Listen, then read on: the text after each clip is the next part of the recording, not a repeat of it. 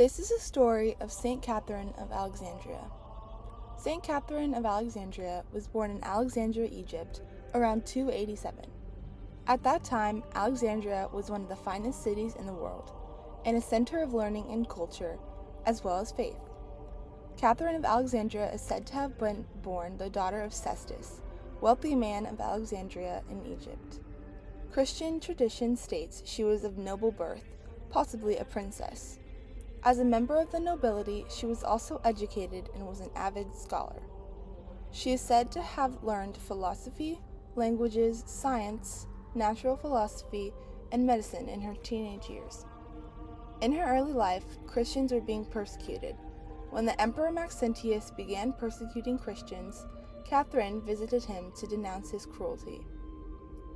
Before she was a saint, Catherine was a scholar and devoted herself to study. Through her reading, she had learned much of Christianity.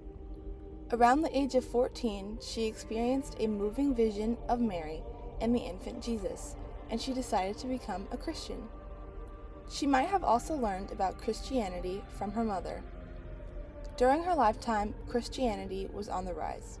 In areas around her, Christians were being persecuted, but that did not stop her from being strong in her faith. In her lifetime, Catherine was very strong in her belief in God. She renounced and protested against the pagan gods that the emperor and many people during this time believed in. She also converted so many people to Christianity and shared her faith in God with them. She was known for her conversions and speaking out against the emperor at such a young age. She also is known for protesting against the persecution of Christians. When the Emperor Maxentius began persecuting Christians, Catherine visited him to denounce his cruelty. Rather than order her execution, Maxentius summoned 50 orators and philosophers to debate her. However, Catherine was moved by the power of the Holy Spirit and spoke eloquently in defense of her faith. Her words were so moving that several of the pagans converted to Christianity and were immediately executed. Unable to defeat her rhetorically or to intimidate her into giving up her belief, the emperor ordered her to be tortured and imprisoned.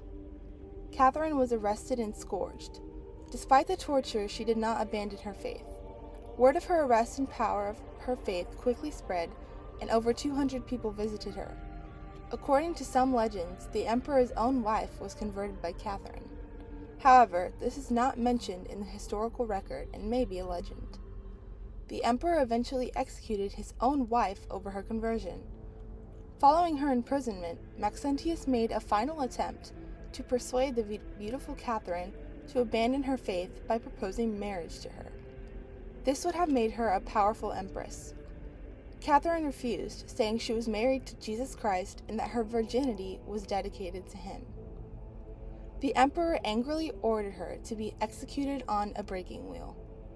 The breaking wheel is an ancient form of torture where a person's limbs are threaded among the spokes and their bones are shattered by an executioner with a heavy rod. It is a brutal punishment that results in a slow and painful death, normally reserved for the worst criminals. When Catherine was presented before the wheel, she touched it and a miracle occurred that caused the wheel to shatter. Unable to torture her to death, the emperor simply ordered her beheaded. After she died, St. Catherine's body was carried by angels to Mount Sinai, and that the monastery there was built in honor of this event. Catherine of Alexandria is a canonized saint in the Catholic Church who, according to Christian tradition, was martyred around 305 in Alexandria, Egypt. As the Church of the first millennium was undivided, she is also recognized as the great martyr and saint by the Orthodox Church. She will always be remembered for her courage and sets a great example for us to stand up for what we believe in and stay strong in our faith. She is considered a saint because of her efforts to protest against the persecution of Christians. St. Catherine was very devoted to God and was very vocal about it. Even at such a young age, she was not afraid to speak her mind and protest against the persecution of Christians. She was also very bright and gifted, and very smart for her age. Catherine possessed the qualities of holiness, devotion, and strong faith in God. Most importantly, she died for her faith, becoming a martyr, which caused her to become a saint. Catherine is the patron saint of young women, philosophers, preachers, apologists, unmarried women, theologians, wheelwrights, millers, and other working men. She has been included as one of the 14 Holy Helpers, or important saints to pray to for healing. Her feast day is on November 25th. After her death, she is said to have appeared with Our Lady to Saint Dominic and to Blessed Reginald of Orleans. The Dominicans adopted her as their special protectress. Another miracle she performed after death was her appearance to Saint Joan of Arc. Saint Catherine would frequently appear with Saint Margaret, and the two would assist Joan on the battlefield. Around the year 800, a legend spread that her body had been found with her hair still growing and a constant stream of oil coming from her body. There are numerous churches and parishes named after Saint Catherine, along with beautiful artwork throughout the world. Her monastery, built by the Emperor Justinian in the 6th century, where her body was carried to by angels, remains in Egypt to this day and is one of the oldest in the world. During the medieval period, Saint Catherine was one of the most famous saints of the Church. She was a popular subject in Renaissance art, and many paintings from the period are dedicated to her. Catherine teaches us Catholics to always stand up for what we believe in. She is a perfect example that we can achieve anything, no matter our age. She was able to convert so many people to Christianity and did it as a teenager. She believed in God and wasn't afraid of being persecuted, like many of the Christians were during this time.